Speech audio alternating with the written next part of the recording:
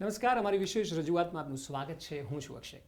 5 રાજ્યોની વિધાનસભા ચૂંટણીનું પરિણામ આવ્યું ત્યારબાદ પંજાબમાં આમ આદમી પાર્ટીએ ખૂબ સારું પ્રદર્શન કર્યું અને સરકાર બનાવી. આ પ્રદર્શનને કારણે હવે આમ આદમી પાર્ટીને એવું લાગી રહ્યું છે કે ગુજરાતમાં પણ તેઓ સારું પ્રદર્શન કરી શકે છે અને એ માટે આમ આદમી પાર્ટીના રાષ્ટ્રીય સંયોજક અને મુખ્યપ્રધાન દિલ્હીના અરવિંદ કેજરીવાલ સાથે પંજાબના મુખ્યપ્રધાન ભગવંત માન બંને ગુજરાતના પ્રવાસે આવ્યા છે અને આખરે તેઓને કેમ એમ લાગી રહ્યું છે કે ગુજરાતમાં સારું પ્રદર્શન થઈ શકે, જ્યાં ભારતીય જનતા પાર્ટીનો ગઢ છે, આખરે કયા એવા ચિહ્નો તેમને દેખાઈ રહ્યા છે તે વિશે ચર્ચા કરવા માટે તેમની સાથે સમજવા માટે આપણી સાથે ઉપસ્થિત છે અરવિંદ કેજરીવાલજી, ભગવંત માનજી અને સાથે वरिष्ठ पत्रकार हमारा सहयोगी अजय भाई उमट पर है. सबसे पहले अरविंद जी आपसे ये सवाल पूछना चाहेंगे क्योंकि 25 सालों तक जब भारतीय जनता पार्टी की यहाँ पर सत्ता रही है, आप क्या लेकर आने वाले हो कि जिसके बेस पर आपको ऐसा लग रहा है कि गुजरात की जनता आपको सपोर्ट करेगी, आपको चुनेगी? देश भर में मुद्दे वही हैं. एक इंसान अपने परिवार को पालना चाहता है. दिल्ली में हमारी सरकार बनी 5 साल के अंदर आज दिल्ली के सरकारी स्कूल शानदार हैं. डोनाल्ड ट्रंप साहब जब देश में आए थे, उनकी वाइफ मेलेनिया ट्रंप हमारे दिल्ली के सरकारी स्कूल देखने आई. मैंने पता किया पूरी दुनिया में घूमते थे वो और किसी भी देश में कोई स्कूल नहीं देखने गए. मेलेनिया ट्रंप दिल्ली का सरकारी स्कूल देखने के लिए आई. इतना अच्छा हो गया, स्कूल अच्छे हो गए. दिल्ली के लोगों को हमने, पूरे दिल्ली के लोगों को कोई भी बीमारी हो जाए, चाहे अमीर हो चाहे गरीब हो, सारा इलाज मुफ्त होता है. दिल्ली के लोगों का इलाज अच्छा दिया, शिक्षा अच्छी दी, सड़क अच्छी कर दी, बिजली 24 घंटे फ्री कर दी. 24 घंटे हो फ्री है बिजली. अगर 5 साल में हम कर सकते हैं तो बाकी देश में भी हो सकता है. उसी को देख के पंजाब के लोगों ने हमें वोट दिया कि आप भी कीजिए. गुजरात के लोगों की भी वही समस्याएं हैं. मुझे पता चला आज इन्होंने अभी सरकार शुरू की है, इन्होंने 25,000 सरकारी नौकरियां बनते ही निकाल दी. यहाँ भी लोगों को रोजगार चाहिए. गुजरात का युवा भी बिना रोजगार के. सोशल मीडिया में जैसे आपने पंजाब की बात की, मैं मान साहब आपको ये पूछना चाहूँगा क्योंकि अभी हाल फिलहाल के दिनों में जो किसानों ने प्रदर्शन किया सोशल मीडिया में, गुजरात में भी वो चला कि उन पर लाठीचार्ज हुआ. तो ऐसा भी जब और पार्टियां बताती है कि जो कमिटमेंट दिए, आपको लग रहा है कि वो रियल चैलेंज है अब उसको पूरा करने के लिए? पूरा करेंगे. पूरा करने के लिए नॉट ओनली हमने इस बार वादे नहीं किए, हमने गारंटियाँ दी हैं कि गारंटी देते हैं आपको ये होगा. हमारे यहाँ कॉटन बेल्ट है, बठिंडा, मानसा, अबोहर तक ये कॉटन बेल्ट है. तो वहाँ पिंक सुंडी का एक हमला हो गया था, तो उसमें बहुत सी फसल बर्बाद हो गई. हमने आते ही 101 करोड़ का मुआवजा जारी कर दिया. 72,000 का, 78,000 का, 57,000 का चेक दिया. इससे पहले मजाक होता था, 23 रुपये का चेक, 56 रुपये का चेक, मतलब जख्म पर नमक डालने वाली बात. और पंजाब में कोई लाठीचार्ज नहीं होगा. आपके यहाँ कोई सोशल मीडिया शायद ऐसा कुछ बोल रहा है. पंजाब में तो किसान जो हैं वो इस बात से खुश हैं कि हमें आते ही हमें हमारे खाते में पैसे आ गए. हमारे से पहले वाली सरकार के टाइम पे जो कपास खराब हुई थी उस सरकार ने नहीं दिया. इन्होंने आते ही 10 दिन के अंदर बनते ही किसानों को मुआवजा दे दिया उस फसल बर्बाद होने का. हाँ, तो बाकी जो आपने बोला था आपके ओपनिंग रिमार्क्स में, तो मैं बोल तो नहीं सकता गुजराती, लेकिन मैं समझ रहा था कि 5 राज्यों में चुनाव हुए. पंजाब में भारी भरकम बहुमत से आम आदमी ने सरकार बनाई और आम आदमी पर आप देखना चाहती है कि हम गुजरात में भी ऐसा कर सकते हैं. और क्यों आप बहुत जल्दी गुजराती सीख गए. आपको मुबारक. आपको जैसे मैं देख रहा था कि इसी सिलसिले में आज वो यहाँ पे आए हैं. हाँ. हम इनसे पूछेंगे कैसे आप बिल्कुल सही ऐसा कर सकते हो. मैं समझता हूँ आपकी बात ना. तो मतलब ये मुद्दे देश के वही हैं. करप्शन देश का मुद्दा है, गुजरात का मुद्दा नहीं है. इन्होंने एक शानदार अभी कदम उठाया, दिल्ली में भी पहले हमने किया था. पंजाब में 10 दिन के अंदर करप्शन खत्म हो गया है. कम नहीं हुआ है, खत्म हो गया है. हमने एक नंबर जारी कर दिया व्हाट्सएप. हाँ, वो मैंने देखा. आप 9501200200 कि आप जो भी आपसे मांगे रिश्वत मना मत करो. थोड़ा रिकॉर्डिंग शुरू कर लो, ऑडियो रिकॉर्डिंग कर लो या वीडियो कर लो. जो दिल्ली तो में इससे एक दिक्कत आई कि कुछ ऑफिसर्स ने ये कर दिया कि अंदर मोबाइल अलाउड नहीं है. तो हमने इमीडिएटली उसका भी कर दिया कि चाहे वो जो भी ऑफिसर है सरकारी ऑफिस में जो है वो मोबाइल अलाउड होगा। कोई अगर मोबाइल रोकेगा उसको भी इस बात का दोषी माना जाएगा कि शायद वो अपनी रिकॉर्डिंग से डर रहा है। और एक सबसे बड़ी बात जो हमने की, पंजाब में और दिल्ली में तो हो चुका है, किसी भी सरकारी ऑफिस में मुख्यमंत्री की तस्वीर नहीं लगेगी, उसमें शहीद आजम भगत सिंह और बाबा साहब अम्बेडकर की तस्वीर लगेगी। सर उसको लेकर भी एक कंट्रोवर्सी हुई है कि गांधी जी की क्यों नहीं। लगाए, हमने मना नहीं किया, अच्छा, कोई मना नहीं क्योंकि किया। गांधी जी की तस्वीर क्यों नहीं नहीं, लगानी चाहिए, है ना। हाँ, बिल्कुल क्योंकि लगानी आप चाहिए। गुजरात में आए, आप गांधी जी से शुरुआत की, अच्छी बात है, लेकिन एक कंट्रोवर्सी हुई है कि गांधी जी बिल्कुल की क्यों हमने नहीं। ये कहा कि मुख्यमंत्री की नहीं लगी। नहीं, वो अच्छी बात है, वो अच्छी बात है, किसी नेता की नहीं लगेगी। किसी की नेता की नहीं, वो अच्छी बात है। लेकिन अच्छी बात है कि आप गुजराती समझ गए। और केजरीवाल जी ने तो आज कैंप शो से शुरुआत भी की। केजरीवाल जी, एक बेसिक सवाल है, देखिए आप पंजाब में जीत गए, बहुत बहुत बधाई, लेकिन 4 राज्य जो है आप कह रहे हो कि पूरे देश में यही इश्यू है, तो उत्तर प्रदेश में भी यही इश्यू था, अनएम्प्लॉयमेंट थी, गरीबी थी, वहाँ तो मतलब वो एनिमल्स का भी स्ट्रे एनिमल्स के भी इश्यूज थे, वहाँ तो फार्मर एजिटेशन भी था, जाट बेल्ट में सिख लोग काफ़ी नाराज थे। बावजूद उसके उत्तर प्रदेश, उत्तराखंड, मणिपुर और गोवा, जिसमें से 2 राज्यों में तो आम आदमी पार्टी भी चुनाव लड़ी थी, तो वहाँ पर आम आदमी पार्टी को उतनी सफलता नहीं मिली। बीजेपी का तो कोई रैंक एंड फाइल वहाँ पंजाब में था ही नहीं, और बीजेपी नहीं आया, वहाँ शिरोमणि अकाली दल और वही था। मेरा सवाल ये है सर कि गुजरात एक ऐसा स्टेट है, खास करके केजरीवाल जी आपसे, कि जहाँ अभी तक 2 पार्टी सिस्टम ही ज़्यादा रही है। पहले 3 भूतपूर्व मुख्यमंत्री जो काफ़ी कदावर उनका कद माना जाता था, जैसे चिमन भाई पटेल है या शंकर सिंह वाघेला है या केशुभाई पटेल तो पाटीदार के सबसे बड़े नेता माने जाते थे। वो उन्होंने जब अलग पार्टी बनाई भारतीय जनता पार्टी से निकल के, उनको सिर्फ 2 सीट मिली, एक विसावदर की और गारी की। शंकर सिंह वाघेला जब चुनाव लड़े तो उनको सिर्फ 4 सीट मिली। तो गुजरात एक ऐसा स्टेट है कि जहाँ 3rd ऑप्शन जो है वो लोग इजीली एक्सेप्ट नहीं करते हैं।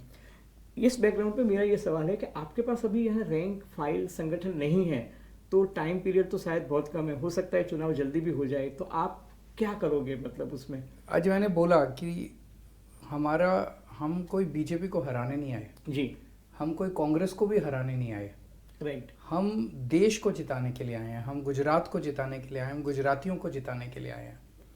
आज देश के अंदर एक फ्रेश पॉलिटिक्स की शुरुआत हुई है, एक फ्रेश हवा बह रही है, बिल्कुल फ्रेश एनर्जी है, नई पार्टी, नए चेहरे, नई राजनीति, जिसको दिल्ली के लोगों ने मौका दिया, पंजाब के लोगों ने मौका दिया, गुजरात के लोगों के भी वही मुद्दे हैं। गुजरात में सरकारी स्कूलों का बहुत बुरा हाल है, लोग चाहते हैं कि सरकारी स्कूल अच्छे हों। गुजरात में प्राइवेट स्कूल वाले हर साल अनापशन आप फीस बढ़ा देते हैं। इन्होंने अभी ऑर्डर जारी किया, पंजाब में अब कोई फीस नहीं बढ़ाई जाएगी प्राइवेट स्कूलों की। दिल्ली में हमने 7 साल से किसी प्राइवेट स्कूल को फीस नहीं बढ़ाने दी, 7 साल से। यहाँ भी चाहे उसको केजरीवाल इम्पैक्ट को, यहाँ भी फी रेगुलेशन कमेटी आ गई है, यहाँ भी चलिए, एक अच्छा है गुजरात के, मतलब एक प्रेशर ग्रुप बनेगा, तो आम आदमी पार्टी हमारा प्रेशर ग्रुप बनेगी या चुनाव में फुल हमारा नहीं सर जो यहाँ पे आप कौन सी कमेटी कह रहे हो? फी रेगुलेशन कमेटी, उसी की मर्जी से अब बढ़ भी रही हैं, सिर्फ कमेटी बनी है। मुझे ये आज मुझे कोई गुजरात के एक टीचर आए थे मेरे पास, हाँ, वो कह रहे हैं जी वो तो कमेटी बनाई है। अभी ट्विटर पे जो ट्विटर वॉर हुआ एजुकेशन मिनिस्टर्स के बीच में दोनों स्टेट के, आप ये बताइए कि दिल्ली का एजुकेशन मॉडल क्या है, क्योंकि गुजरात मॉडल पर तो देश पर भी सत्ता हो रही है, तो आप ये बताइए चैलेंज कैसे करेंगे या फिर किस तरह लोगों के सामने जाएंगे? मैं आपको इनवाइट करता हूँ, आपके चैनल के जरिए गुजरात के सभी भाइयों बहनों को इनवाइट करता हूँ, दोस्तों को इनवाइट करता हूँ, आप दिल्ली आइए, किसी भी सरकारी स्कूल में घुस जाइए, किसी भी सरकारी स्कूल में, और आप खुद देखिए कि सरकारी स्कूल, अभी कल स्टेलिन साहब तमिलनाडु के मुख्यमंत्री हमारा स्कूल देखने के लिए आए थे। सरकारी स्कूल इतने शानदार हो गए हैं और वो अच्छे हो गए, इसके सबसे बड़े 2 प्रमाण हैं। इस साल 4.25 लाख बच्चों ने दिल्ली में प्राइवेट स्कूल से नाम कटा के सरकारी स्कूल में भर्ती हुए हैं, बड़े बड़े स्कूलों से नाम कटा के। ये बड़ी बात है। हमारे सरकारी स्कूलों के इस बार 12वीं के नतीजे 99.7% नतीजे, कभी सुना था सरकारी स्कूलों के नतीजे? हमारे सरकारी स्कूलों के बच्चे अब इंजीनियर बन रहे हैं, नीट क्लियर कर रहे हैं, IIT JEE के एग्जाम क्लियर कर रहे हैं। તો ગુજરાતમાં આમ આદમી પાર્ટીની રાજનીતિને લઈને આગળ પણ આપણે ચર્ચા કરવાની છે. એ પહેલા હાલ સમય થયો છે એક બ્રેકનો.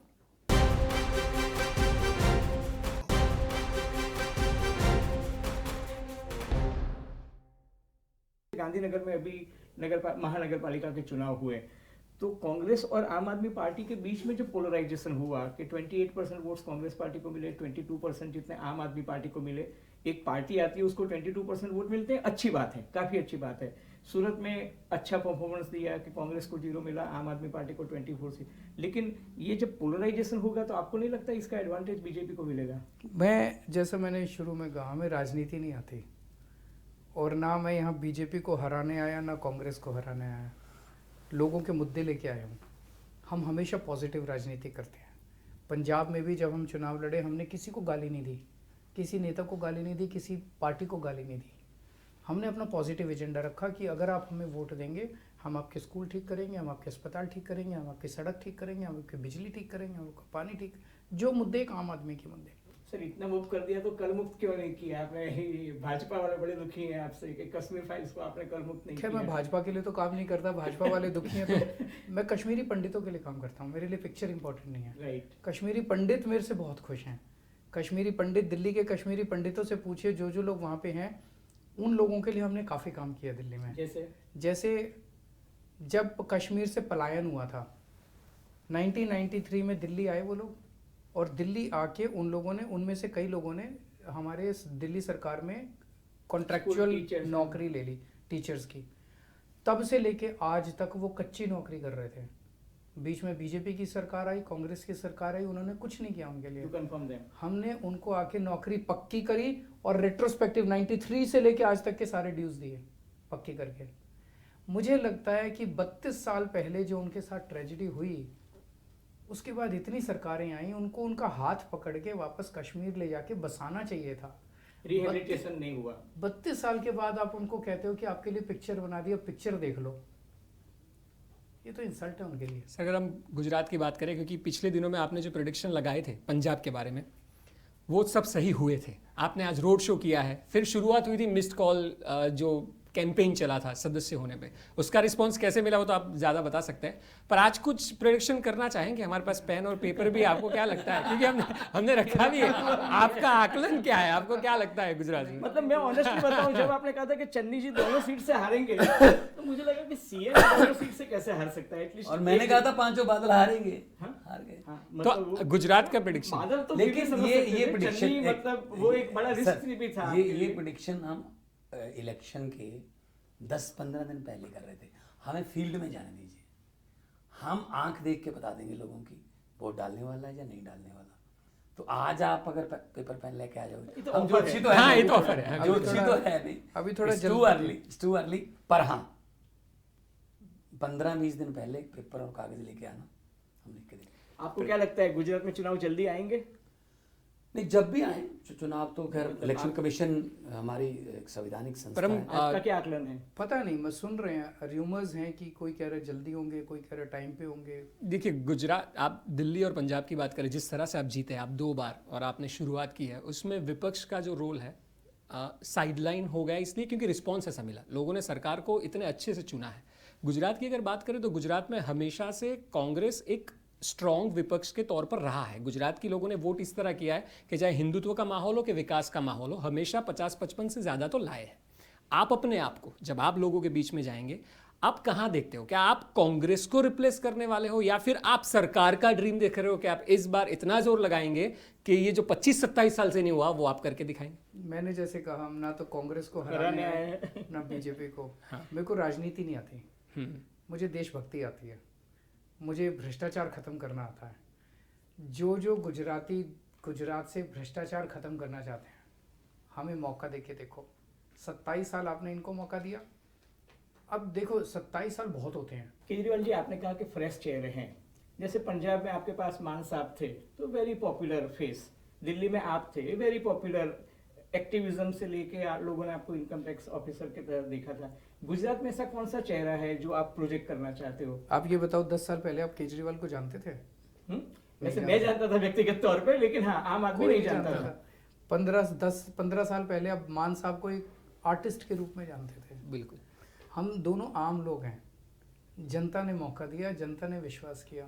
फिर भी गुजरात के 6.5 करोड़ लोगों पे भरोसा रखिए, आपको बहुत जल्दी एक ऐसा चेहरा गुजरात के लोग देंगे जो गुजरात के लोगों के सपने पूरे करेंगे। नरेश पटेल से कुछ बातचीत हुई, पाटीदार नेता हैं, उनसे मुलाकात हुई है? नहीं, उनसे मुलाकात ज़रूर हुई है, लेकिन इस बारे में कोई अभी चेहरा या उस तरह से कोई वो नहीं हुआ। लेकिन वो ज्वाइन करेंगे आपको? मुलाकात मेरी बहुत सारे लोगों से हो रही है। जब से हमने गुजरात में इंटरेस्ट लेना चालू किया, अलग अलग पार्टियों से अच्छे लोग आ रहे हैं, बातचीत कर रहे हैं, और समय समय पे देखते हैं कितना साथ चलने का, किसके साथ यहाँ तो चलने का। रूमर्स ये थी कि नरेश पटेल को अगर आपने पंजाब से राज्यसभा का टिकट दे दिया होता तो शायद वो सोचते कि वो उन्होंने कभी मांगा भी नहीं हमसे। अच्छा। मतलब to be fair to him, उन्होंने कभी हमसे अप्रोच नहीं किया, कभी हमसे नहीं मांगा। मान साहब, ये चीज़ तो थी कि पंजाब में भी आप 2015 से, उससे पहले से आप काम कर रहे थे, एक संगठन था, दिल्ली में आपका संगठन है, गुजरात क्योंकि संगठन के बेस पे ही आप चुनाव लड़ते हैं और जीतते हैं। गुजरात में बड़ा चेहरा जैसे महेश सवानी, वो पिछले दिनों चले गए, ठीक है, काफी तो लोग आपकी पार्टी छोड़ के गए, छोड़ के जैसे चले सूरत में गए। भी- तो संगठन जो आप सालों से पंजाब में काम कर रहे थे, तो उसका रिजल्ट आज मिला है, तो संगठन जो है वो किस तरह आगे बढ़ेगा? या क्योंकि चुनाव सर पर है, ऐसा तो है नहीं कि बहुत टाइम है आपके पास कि आप संगठन बिल्टअप कर सके, आप किस तरह आगे बढ़ेंगे संगठन के? गुजरात में भी पिछले कुछ सालों से काम चल रहा है। गुजरात में भी संगठन बनाने की प्रक्रिया चल रही है। संगठन बनाने का काम और उसको मजबूत करने का काम कभी भी पूरा नहीं होता, हमेशा it's an ongoing dynamic exercise. तो अभी संगठन को और भी अच्छा कर रहे हैं, अब गतिविधियां भी और भी ज़्यादा बढ़ेंगी। चुनाव, मैं मानता हूँ संगठन इंपॉर्टेंट होता है, लेकिन चुनाव के लिए एक चीज़ सबसे इंपॉर्टेंट होती है, होप, उम्मीद। लोगों को उम्मीद किससे है? लोगों को क्या लगता है कि कौन हमारा भला करेगा? जिस दिन लोगों को वो उम्मीद किसी से हो जाए और उम्मीद पे विश्वास हो जाए, फिर लोग खुद ही संगठन बन जाते हैं। फिर उम्मीद पे तो दुनिया टिकी हुई है। आंधी आती है। लोग संगठन गुजरात बन जाते में जैसे जैसे मोदी साहब का फेस, अगर मैं नाम लेके बात करूं, क्योंकि यहाँ से शुरुआत की, इतने पॉपुलर है, वो जब आते हैं तब एक करिश्मा दिखता है, तो उसके बेस पे वो जीतते भी है। आपको ऐसा लग रहा है कि वो आप रिप्लेस कर पाएंगे? क्योंकि सबसे बड़ी चैलेंज है वो जब आते हैं और वो जब वो गुजराती में बोलना शुरू करते हैं, वो जो कनेक्ट करते हैं, तो वही आपको नहीं लगता सबसे बड़ी चैलेंज? और क्या आप अपने फेस से उनको रिप्लेस कर पाएंगे, वो भी गुजरात में? मैं किसी को रिप्लेस करने नहीं आया, मैं किसी को हराने नहीं आया, फिर भी चैलेंज मैं किसी व्यक्ति के खिलाफ नहीं हूँ, मैं किसी पार्टी के खिलाफ नहीं हूँ। मैं एक उम्मीद लेके आया हूँ कि दिल्ली में ये किया, पंजाब में अब ये कर रहे हैं, जो 10 दिन में इन्होंने काम कर किए हैं, अब भूतपूर्व हैं, अनबिलीवेबल हैं। तो वो उम्मीद लेके आए हैं, जनता मौका देगी, काम करेंगे। चलिए, आप होप की बात करें जाते जाते, क्योंकि अब वक्त हो चुका है।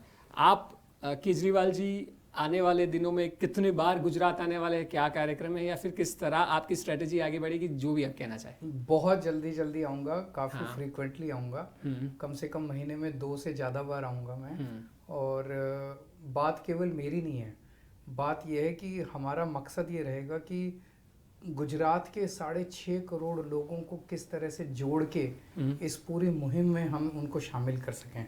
ठीक है। लोग लोग हमसे पूछते हैं पैसा कहाँ से आएगा, पैसा लोग देंगे, हमारे पास पैसा नहीं है। मैंने कट्टर ईमानदारी से सरकार चलाई है, ना मेरी बैंक में पैसा है, ना मेरी पार्टी के बैंक में पैसा है, फक्कड़ आदमी हूँ। गुजरात के लोग टाइम देंगे, गुजरात के लोग पैसा देंगे, गुजरात के लोग जिताएंगे। जी। एक आखिरी सवाल, जी, जैसे जी। आपने कहा हेल्थ एंड एजुकेशन वो आपकी प्रायोरिटी और वो आपकी यूएसपी भी है कि दिल्ली मॉडल ने ये करके दिखाया है, मतलब वो एज यू सब सेड लोग कि मानते Mrs Donald Trump also admired you and appreciated you. लेकिन गुजरात में क्या रहेगा, एजुकेशन हेल्थ के अलावा कौन से इश्यूज ऐसे रहेंगे? रोजगार, हाँ, रोजगार बहुत इंपॉर्टेंट है। करप्शन, एम्प्लॉयमेंट में बिजली बहुत महंगी है, बहुत महंगी है। अगर बिजली हम फ्री करते हैं, कर्मचारियों को पक्का करने की ज़रूरत है। तो मुद्दे बहुत सारे हैं। ये तो मुद्दे एक मेरे कर्सरी मुझे पता चला, लेकिन मुद्दे भी जनता से निकल के आएंगे। जनता के बीच में जब घूमेंगे तो और भी नए मुद्दे निकल के एक आएंगे। केजरीवाल मॉडल के सामने एक मतलब अभी मैं आईआईएम में और वहाँ ये डिबेट सुन रहा था, तो वो कह रहे थे कि भाई ये फ्रीबी पॉलिटिक्स जो है वो कब तक चलेगा कि अब हम एक चीज फ्री बताएं। में देंगे, बिजली देंगे, फ्री में देंगे, तो ये फ्री का पॉलिटिक्स जो है आज इतनी- economically you think it is viable? 5 चीजें फ्री देते हैं हम दिल्ली में। आज एक आम आदमी का घर का खर्चा नहीं चल रहा, इतनी महंगाई हो गई, इतनी महंगाई हो गई। दूसरी पार्टियां जब सत्ता में आई, उन्होंने अपनी ऐसी पॉलिसीज बनाई जिसकी वजह से महंगाई हो गई। अब इतनी महंगाई में अगर मैं दिल्ली के किसी घर की बिजली फ्री कर देता हूँ, उसके 3-4 हज़ार रुपये महीना बच जाते हैं, उसको थोड़ा सुकून मिलता है। अगर मैं किसी के बच्चों की शिक्षा फ्री कर देता हूँ, उसके 3 बच्चे हैं, 4-4 हज़ार रुपये महीना, 12,000 रुपये अगर उसके बच गए, उसकी फ़ायदा है। उसका सारा हेल्थ सर्विसेज हमने फ्री कर दी, उसकी दवाइयों का, घर में कोई बीमार होता है उसको फ़ायदा मिल गया, उसको पानी फ्री देते हैं हम, और महिलाओं को सफ़र फ्री देते हैं। 5 चीज़ें देते हैं। 5 चीज़ें एक आम आदमी की ज़िंदगी से जुड़ी हुई हैं। ये कैसे देता हूँ मैं? बजट में भ्रष्टाचार कैसे- खत्म कर दिया मैंने। मैं आपको लीकेज- बता रहा हूँ, अंदर लीकेज बंद आके कर। मैंने ये देखा है, इतना ज़्यादा भ्रष्टाचार होता था, इतना ज़्यादा भ्रष्टाचार होता था, मैंने और कुछ नहीं किया, भ्रष्टाचार खत्म कर दिया, पैसा ही पैसा बचने लग गया। नहीं, आप फ्री भी उस समय बोल सकते हो, अगर दिल्ली को कर्जे में डुबोकर लोगों को मैंने फायदा- कर्जा नहीं लिया, मैंने फ्रेश कोई नया टैक्स नहीं लगाया, उतना ही टैक्स, उससे कम पर- कर दिए पर टैक्स। आप ये कभी आपने केंद्र कहाँ पे सरकार के देखी- पास ये- गए ये- भी थे? ये डिबेट आपने कहाँ पे देखी थी? आए ऐसे मतलब आइए। some few economists, you know, तो discussing. गैस सिलेंडर पे कोई डिबेट हो रही है? हम्म? पेट्रोल और डीजल के दाम पर कोई डिबेट हो रही है? होनी चाहिए। क्यों? जब जब जब इससे जो क्रूड ऑयल था 50% पे था, $76 पे था, तब भी ऊपर थे। अब कहते हैं यूक्रेन के साथ जंग लग गई, अब तो 80 पैसे हर पर रोज। आप आज ही 12 बजे से पहले अपना गाड़ी में तेल चढ़वा लीजिए, कल 80 पैसे और आ रहे हैं। वो तो सर मान साहब, फिर केंद्र सरकार से पैकेज बहुत की हुई जरूरत महंगाई पड़ती की है। मार, अब की बार ये बार, मतलब कम ऑन। अगर उस समय में, उस मौसम में, उस माहौल में हम जनता का पैसा जनता पर लगा रहे हैं, तो अमेरिका कनाडा भी 5-5 हज़ार, 10-10 हज़ार डॉलर उन्होंने कोरोना के समय दिए हैं। और सिंगल मदर को कभी उसको बोलते हैं सोशल सिक्योरिटी, तो फ्री भी बदल के इसको सोशल सिक्योरिटी बोलना मैं चाहिए। मतलब उसी चलिए ठीक है, बिल्कुल आप दोनों ने अपना वक्त दिया और हमसे बात की, इसके लिए बहुत बहुत शुक्रिया। Thank you so much, thank you. तो best wishes for Gujarat. Thank you. તો બંને નેતાઓ એક આશા ચોક્કસ Hope રાખી never રહ્યા છે dies. કે So- 100% ગુજરાતમાં સફળતા મળશે। જો કે તો આગામી સમયમાં જ્યારે જેમ જેમ સમય જશે ને ઇલેક્શન નજીક આવશે ત્યારે ખ્યાલ આવશે કે આખરે પ્રજા છે તે જનાદેશ કોના પક્ષમાં આપે છે। मैं વિશેષ बताऊं, आपने कहा है, आपका दोनों को धन्यवाद। जैसे जैसे इलेक्शन नजदीक आते रहेंगे, इनको बार बार हम आपको दिखाते रहेंगे। तो शायरी कहना नहीं चाहोगे? थैंक यू, बहुत बहुत शुक्रिया, थैंक यू। Thank you.